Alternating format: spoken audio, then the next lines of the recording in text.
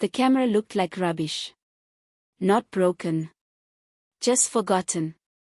It had been sitting on the top shelf of the wardrobe for years, tucked behind old blankets and a dusty shoebox nobody had opened since they moved into their house in Randburg. Loretta only found it because she was looking for her late husband's winter jacket. Winter had arrived early that year, and even after 6 months, she still couldn't bring herself to donate his clothes. She stood on a chair, reached into the darkness, and pulled out a faded black camera bag. "Still keeping your little treasures, Sibusiso," she whispered, forcing a sad smile. Sibusiso had loved taking photos. Family broads, road trips to Durban, birthdays, lazy Sunday afternoons, he recorded everything. If there was a memory worth keeping, his camera had probably captured it. Or so she thought. Loretta wiped away the dust and carried the camera to the dining table. She wasn't expecting it to work. The battery had to be dead after all these years. But curiosity has a funny way of making people try anyway. She searched through the bag until she found the charger. An hour later, the tiny screen flickered to life. A soft beep filled the quiet house. Thousands of photos. Hundreds of videos. She smiled as familiar faces appeared on the screen. Their wedding day in Soweto. Her mother dancing without caring who was watching. Sibusiso laughing so hard that he nearly dropped the camera during a family picnic. Even little Saifo, their son, covered in birthday cake on his 3rd birthday. For the first time in months, Loretta laughed. "I've missed you," she whispered to the empty room. She kept scrolling. The dates moved backwards. Then something strange caught her eye. One video didn't have a proper name. No date. No thumbnail. Just a blank gray icon. She frowned. That's odd. She pressed play. For a few seconds, the screen stayed black. She almost closed it. Then she heard Sibusiso's voice. It was calm. Too calm. "If you're watching this." Loretta froze. "Then it means I never found the courage to tell you myself." Her fingers tightened around the camera. The room suddenly felt colder. She looked over her shoulder as if someone else had entered the house. But she was alone. Only his voice remained. "I've carried this for years, and every day it became heavier." Loretta's heartbeat quickened. What was he talking about? She had never heard this recording before. Sibusiso continued. "I know you're going to hate me." A knot formed in her stomach. She paused the video. "No," she whispered. "No, this can't be right." She stood up and paced across the kitchen. Maybe it was work. Maybe he'd borrowed the camera for someone else. Maybe it wasn't even meant for her. She took a deep breath and pressed play again. "I should have told you before we got married." Every word landed like a stone. "I kept saying tomorrow, then next week, then next year." Loretta felt her knees weaken. For 12 years she had believed she knew everything about her husband. Every struggle. Every dream. Every mistake. Or at least, that's what she believed. Outside, children laughed as they walked home from school. A taxi hooted somewhere down the road. Life carried on. Inside that house, everything had stopped. The recording continued. "I convinced myself I was protecting our family." His voice cracked for the first time. "But lies don't disappear. They grow." Loretta's eyes filled with tears. "What lies, Spu?" She spoke to the screen as if he could answer. "You promised we never kept secrets." She remembered all the evenings they sat together on the patio drinking rooibos tea. All the promises they'd made after surviving difficult years. Losing jobs. Paying off debt. Raising Saifo. Through everything, she'd trusted him. Completely. She almost switched the camera off. Some things were better left buried. But another part of her needed to know. Needed the truth. No matter how painful it was. She pressed play again. Sibusiso looked exhausted. Older than she remembered. As if he'd been carrying the weight of the world on his shoulders. If this reaches you, he said quietly, there's one place you must never go. Lerato blinked. What? You'll want answers. I know you will. He swallowed hard. But promise me, don't go to the house in Meadowlands. Her heart skipped. The house in Meadowlands. She knew that address. It had belonged to Sibusiso's late uncle. It had been empty for years. At least. That's what he'd always told her. Then Sibusiso leaned closer to the camera. His face filled the screen. There is someone living there. Lerato stopped breathing. And that person has every reason to hate me. She stared at the frozen image, unable to move. Her phone suddenly rang. The sound made her jump so hard that the camera slipped from her hands and landed on the table with a loud crack. The caller ID showed an unknown number. Her hand trembled as she answered. A quiet voice spoke. Lerato. Yes, who's this? There was a long silence. Then the stranger said something that made the blood drain from her face. I've been waiting for you to find that camera. Lerato's throat went dry. She gripped the edge of the table so tightly her knuckles turned white. What did you say? I said. The woman repeated softly, I've been waiting for you to find that camera. Every instinct told Lerato to hang up. Instead, she stood there in complete silence, listening to the stranger breathe. Who are you? Lerato finally asked. My name is Zenil. The name meant nothing to her. I don't know any Zenil. I know you don't. Another pause. But I knew your husband. Lerato's heart pounded against her ribs. How? I can't explain everything over the phone. Then don't call me. Lerato snapped, her voice shaking. If this is some kind of sick joke, you've picked the wrong person. My husband is dead. I know he is. The woman sounded genuinely sad. I cried when I heard. That stopped Lerato cold. People didn't cry over strangers. Who are you to my husband? Silence. Then. I was part of the biggest mistake he ever made. The words echoed through the kitchen. Lerato's eyes drifted back to the camera lying on the table. She looked at Sibusiso's frozen face on the tiny screen. What are you talking about? I think you already know. No, Lerato whispered. I know nothing. And that's exactly why he recorded that message. Before Lerato could ask another question, Zenil spoke again. Did he mention Meadowlands? Lerato felt a chill spread through her body. Yes. I thought he would. What is in Meadowlands? Another long silence. Finally, Zenil answered. Not what? Who? The call ended. Just like that. Lerato stared at her phone. She tried calling the number back. It was switched off. For almost an hour she sat at the dining table without moving. The house felt different now. Every family photo on the wall seemed to be asking the same question. Who was Sibusiso? Not the loving father who woke up early every Saturday to make breakfast. Not the husband who always kissed her forehead before leaving for work. Not the man everyone at church described as honest and dependable. Those memories were still real. But now they had cracks. Small cracks that were growing wider with every passing minute. Her eyes returned to the camera. She pressed play. Sibusiso took a slow breath. If you've ignored my warning, then you've probably already spoken to someone. Lorotto nearly dropped the camera again.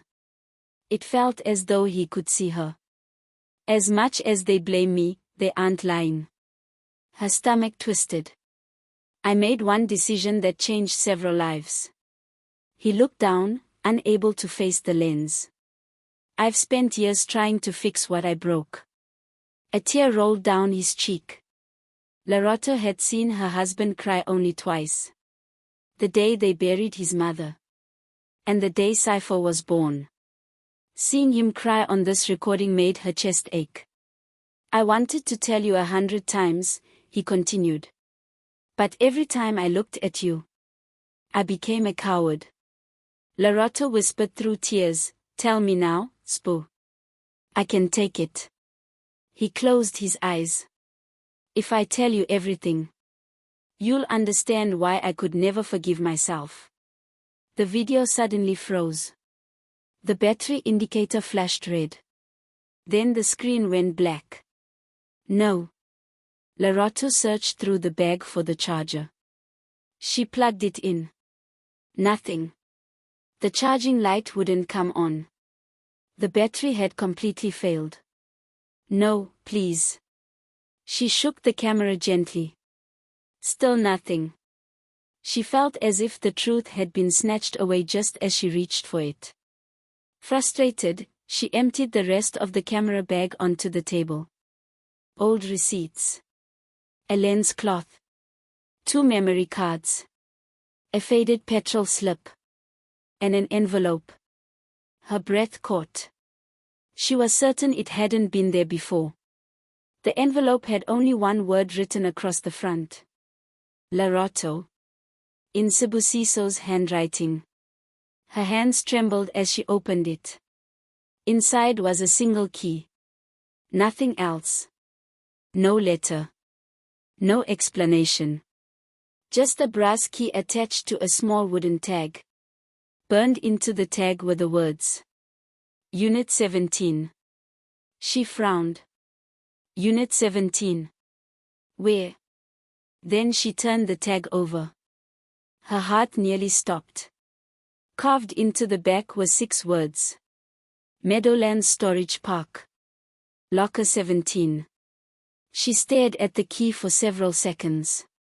Whatever Sibusiso had hidden. He hadn't hidden it in the old house. He had hidden it somewhere else. That evening, Lorotto couldn't eat. Cypher noticed. Mama, are you okay? She forced a smile. I'm just tired, my boy. But children notice things adults think they're hiding. You've been crying. She pulled him into a hug. I'm okay. It wasn't a lie, she believed herself. Long after Cypher had gone to bed, Lorotto sat alone in the lounge, turning the storage key over in her hand. She knew she should wait. Maybe call someone. Maybe ask Sibusiso's older brother if he knew anything. Maybe even throw the key away. But another voice inside her kept whispering. If you stop now, you'll never know who your husband really was. Just after sunrise the next morning, she climbed into her car. The drive to Meadowlands felt longer than it really was.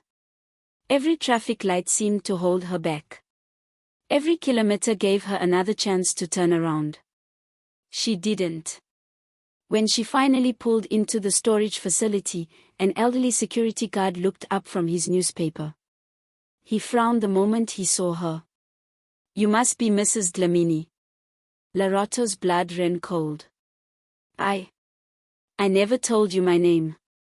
The old man nodded slowly. No. He looked at the key in her hand. But your husband did. He reached beneath the desk and pulled out a sealed brown package. I've been keeping this for nearly 5 years. Lorotto stared at it in disbelief. What is it? The guard sighed. He said I must only hand it over. On the day you finally came looking for the truth. Lorotto couldn't take her eyes off the brown package. It wasn't large. About the size of a school exercise book, wrapped neatly in thick paper and sealed with old brown tape. Someone had written her name across the front in Sibusiso's unmistakable handwriting. For a moment, she forgot where she was. The storage office faded away. All she could see was the way he'd write birthday cards, little notes in her lunchbox, shopping list stuck to the fridge with a magnet. The same handwriting.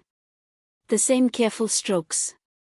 Only this time, it felt like it belonged to a stranger. The security guard pushed the parcel across the desk. "He came here often," the old man said quietly. Lerato looked up. "He did?" The guard nodded. "Sometimes once a month. Sometimes after many months. But every visit was the same. He'd sit in his car for 10 or 15 minutes before coming inside. As if he didn't want to be here. He looked like a man carrying something too heavy for one person." Lerato swallowed hard. "Did he ever tell you what was inside this package?" The old man shook his head. "No. But he made me promise something." "What promise?" "If anything ever happened to him, I must never phone you." She frowned. "Why?" he said. The guard hesitated. "She deserves the truth, but only when she's strong enough to survive it." Those words hit Lerato harder than she expected. Strong enough. What truth could be so devastating that Sibusiso believed it had to wait until after his death? She thanked the guard, carried the package back to her car and locked the doors. Her hands were trembling so badly that she struggled to tear the paper. Inside was a plain black notebook. A small flash drive. And a single envelope. She opened the envelope first. There was only one sheet of paper. "Lerato, if you're reading this, then I failed to find the courage while I was alive. Please don't judge everything before you've read every page. I don't deserve your forgiveness, but one innocent person deserves your kindness." No signature. He hadn't needed one. Tears blurred her vision. She placed the letter on the passenger seat and opened the notebook. The first page wasn't a diary. It was a list. Dates. Places. Amounts of money. Hospital names. School fees. Rental payments. Some entries stretched back nearly 11 years. "What is this?" she whispered. She kept turning the pages. Every month, without fail, there were payments. Different amounts. Always sent to the same person. Nomvula Cumolo. The name meant nothing to her. Until she reached a page halfway through the notebook. There, tucked between two pages, was a photograph. Lerato froze. It showed Sibusiso standing beside a little girl. She couldn't have been older than 6. The child was laughing, her front teeth missing, her tiny hand wrapped around his finger. Sibusiso was smiling. Not the polite smile he wore in family pictures. This was different. It was the smile of someone completely at peace. Someone who loved deeply. Lerato turned the photograph over. On the back, in neat handwriting, were 4 words. "Happy birthday, Emily." Below that, "Daddy loves you." Everything inside Lerato seemed to stop. Daddy? No. She looked again. Maybe she'd read it wrong. Maybe the little girl had written it herself. Maybe. But the handwriting was Sibusiso's. Her breathing became uneven. No. She searched the notebook frantically. Every page now looked different. The money. The hospital bills. The school uniforms. The birthday gifts. It wasn't charity. It wasn't guilt alone. It was responsibility. 4 years. For over a decade. Her husband had been supporting another child. A child she had never known existed. Lerato covered her mouth. Her first instinct was anger. A secret daughter. Another family. Another woman. She felt sick. She wanted to scream. Instead, she forced herself to keep reading. Near the end of the notebook, the writing changed. It became rushed. Uneven. Almost desperate. Emily still doesn't know the truth. Nomvula refuses to tell her. Maybe she's right. Maybe she deserves to hate me. Lerato slammed the notebook shut. She couldn't breathe. The car suddenly felt too small. She climbed out, gulping fresh air. None of this made sense. Sibusiso had worked late. He traveled for business. He always came home with believable explanations. Had every one of them been a lie? Her phone buzzed. It was Saifo. Mama. His cheerful voice almost broke her. Hi, my boy. Are you coming home soon? I will. You sound funny. I'm just sorting out some things. Okay. Then, after a small pause, Saifo said something that made her heart sink. Someone came looking for Dad today. Lerato straightened immediately. What? A lady. What lady? I don't know. Where are you? At Gogo's house. What did she want? Saifo hesitated. She asked if Dad had ever told me about my sister. Lerato felt the world tilt beneath her feet. What did you say? I told her I don't have a sister. Another silence. Then Saifo whispered. She started crying. Lerato grabbed her car keys. Listen to me carefully, Saifo. Is she still there? No. Did she tell Gogo her name? Yes. What was it? Emily. Lerato's grip tightened on the steering wheel. The little girl in the photograph. Except, she wasn't a little girl anymore. If the notebook was right, Emily would now be almost the same age as Saifo. And somehow, she had found them. Lerato drove to her mother-in-law's house faster than she ever should have. Every traffic light felt like an enemy. Every minute gave the questions in her mind more room to grow. When she finally arrived, Saifo ran outside and hugged her. I'm okay, Mama. She held him tightly. I'm sorry I wasn't here. Inside the house, Gogo Grace was sitting quietly with a cup of tea. On the table lay a folded piece of paper. She left this, Gogo said softly. Lerato unfolded it. There were only 2 sentences. I'm not here to destroy your family. I only wanted to know whether my father ever spoke about me. At the bottom was a phone number. Lerato stared at it for a long time. She could have torn it up. She could have driven home and pretended none of this had happened. Instead, she dialed. The phone rang twice. Hello. It was the same young voice she'd imagined from the photograph. Is this Emily? Yes. This is Lerato. There was complete silence. Finally, Emily whispered, I'm sorry. What are you sorry for? For existing. Lerato closed her eyes. No child should ever say those words. Can we meet? After a long pause, Emily agreed.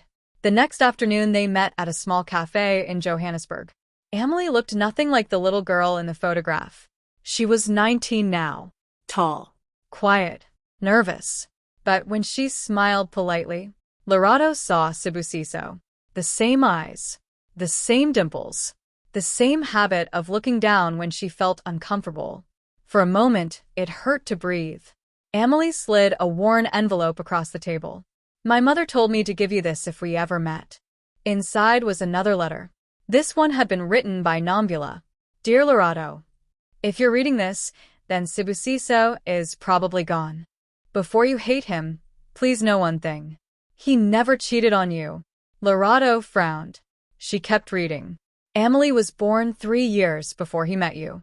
The words blurred through her tears. When Sibusiso was 21, he and I were in love. We were young, unemployed, and terrified. When I became pregnant, my family moved away to the Eastern Cape. I cut all contact because I believed I was protecting my daughter from poverty and disappointment. Years later, Sibusiso found us. By then, he had already met you. He begged me to let him be part of Amelie's life. I refused to destroy the family you were building together. So, we agreed on one painful compromise. He would quietly support his daughter financially, but he would never tell the world he was her father until I was ready. Lorado lowered the letter. So, he didn't betray me? Amelie shook her head, tears streaming down her face.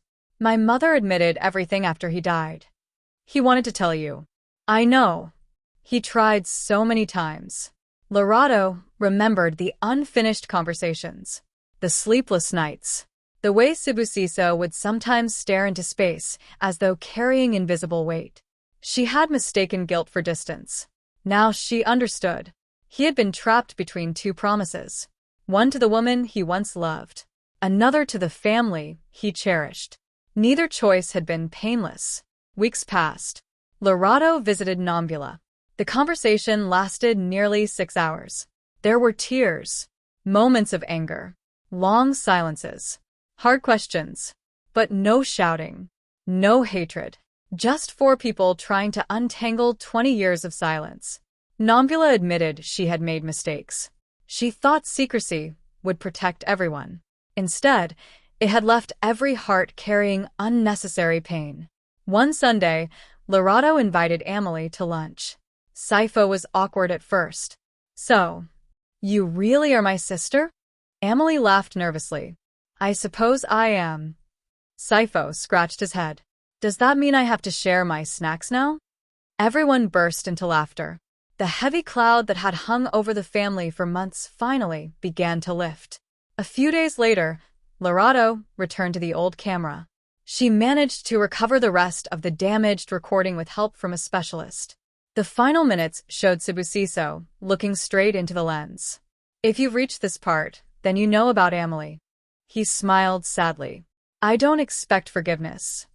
But if there's one thing I've learned, it's that secrets never protect the people we love.